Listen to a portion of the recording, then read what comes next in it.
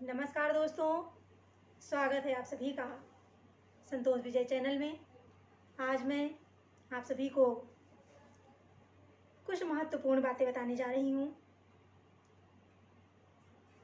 एक बार हमारे YouTube channel के सब्सक्राइबर हैं अभिषेक शुक्ला, उन्होंने एक दिन कमेंट में लिखा कि मौसी जी, आप गीता जी से कुछ महत्वपूर्ण बातें बताइए। तो आज मैं आप सभी को गीता महापुराण से कुछ बातें बताने जा रही हूँ।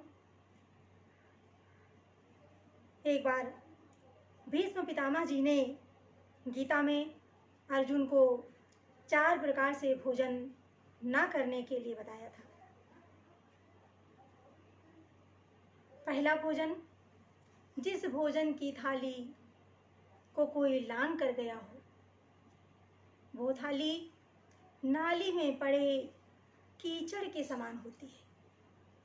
जिस थाली को कोई लांघ कर गया हो,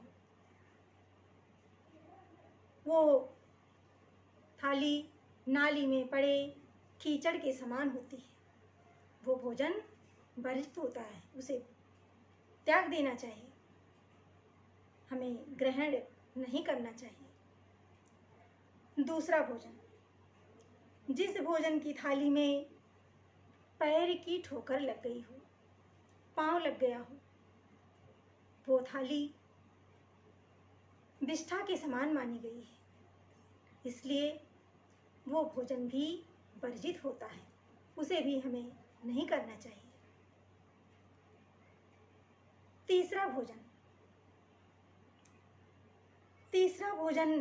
जिस भोजन की थाली में बाल पड़ा हो, केस पड़ा हो, वो भोजन दरिद्रता के समान माना गया है, इसलिए उस थाली का भी त्याग कर देना चाहिए। और चौथे नंबर का भोजन, जिस थाली में पति और पत्नी एक साथ बैठकर भोजन कर रहे हों, वो भोजन मदिरा के समान माना गया है। हे अर्जुन, शास्त्रों में ये 4 प्रकार के भोजन वर्जित कहे गए हैं, निषिद्ध माने गए हैं। और सुनो अर्जुन, जब पति भोजन कर ले और उस थाली में बैठकर बाद में यदि पत्नी भोजन करे, तो वो थाली अमृत के समान कही गई है, अमृत के समान कही गई है।